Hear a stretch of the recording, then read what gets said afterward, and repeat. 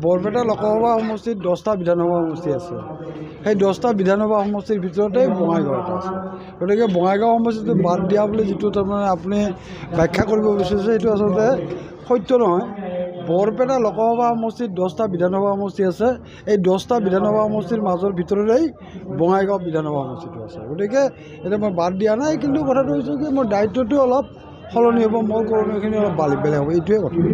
ইয়াত কিবা এটা ষড়যন্ত্ৰ বা কোনো ধৰণৰ ষড়যন্ত্ৰ নাই, কোনো ধৰণৰ ষড়যন্ত্ৰ নাই। এতিয়া দলে এই বস্তুটো বিবেচনা কৰিছে, বিবেচনা কৰি কৈছে যে বৰপেটা লোকসভা সমষ্টিটোত মই প্ৰাৰ্থীত্ব পালে গ্ৰহণ কৰিলেহে ইয়াত আমাৰ MLA MP জন নিৰ্বাচিত হ'ব, প্ৰাৰ্থীগৰাকী নিৰ্বাচিত হ'ব।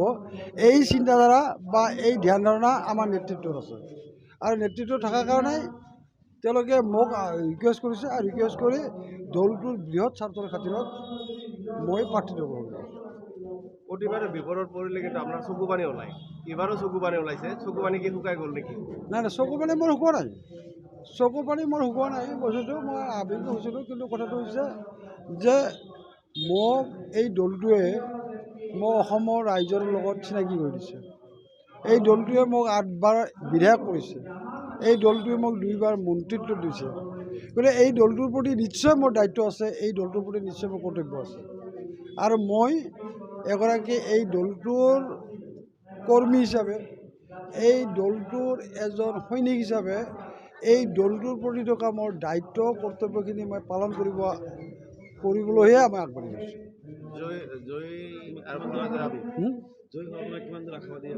নাই নাই, চাওক, এইটোতো কি কয়, এতিয়া ইয়াত আগতে যিটো আজিৰ পৰা 1 মাহ আগত মানুহৰ যিটো চিন্তা চৰ্চা আছিল যে ইয়াত বিৰোধী ঐক্য মঞ্চ হ'ব, বিৰোধী এক হ'ব, বাকী আমি এটাই হ'ম, তাৰমানে এইটো বস্তুটো তাৰমানে ষ্টেট কণ্টেষ্ট হ'ব বুলি মানুহৰ ধাৰণা আছিল।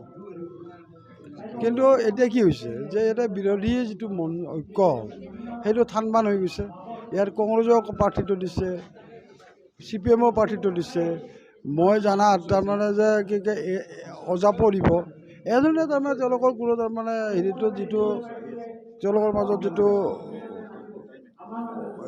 বিৰোধী যিটো ঐক্যমঞ্চ বা বিৰোধী যিটো মৰ্চা, সেই মৰ্চাটো আজি নাই। গতিকে ইয়াত আগৰ কথাটো বেলেগ আছিল, এতিয়াৰ কথাটো সম্পূৰ্ণ বেলেগ হৈছে। এতিয়া আজিৰ দিনটোত বৰপেটা লোকসভা সমষ্টিৰ যাকেই নুসুধক কিয় আপোনালোকে, তেওঁলোকে এটা সহজে উপায় দিব যে বোলে এইটো তাৰমানে অসম গণ পৰিষদ দলৰ বা মিত্ৰজোঁটক, আমাৰ ভাৰতীয় জনতা পাৰ্টি আৰু অসম গণ পৰিষদৰ এই মিত্ৰজোঁটক বাকী দলবিলাকে এইটো খবৰ দিয়া বুলি আজি ৰাইজে কোৱাকৈ আৰম্ভ কৰিছে। হা, কংগ্ৰেছ দাবী কৰিছে 3 নম্বৰত। কংগ্ৰেছে কেই নম্বৰত থাকে সেইটো তেওঁলোকৰ নিজৰ চিন্তাটো কৰক। তেওঁলোকে বস্তুটো মই যিটো জানিছোঁ, মই এতিয়া বস্তুটো আজি যিটো মই বেছিকৈ নকওঁ, এইটো বস্তুটো 8বাৰ ইলেকশ্যনটো যিজনে এইটো কথা দাবী কৰিছে অসম গণ পৰিষদ 3য় স্থানত থাকিব, সেইজনক আপোনালোকে সুধিব। মই যিটো যেনেধৰণে তাৰমানে চেলেঞ্জ দি মই কৈছোঁ যে মই সন্ন্যাস ল'ম, সেইগৰাকী ব্যক্তিয়ে সন্ন্যাস ল'ব নাই, তেওঁক আগতে সুধিব। তেওঁ ৰাজি নাই, মই এই কথাটো আজি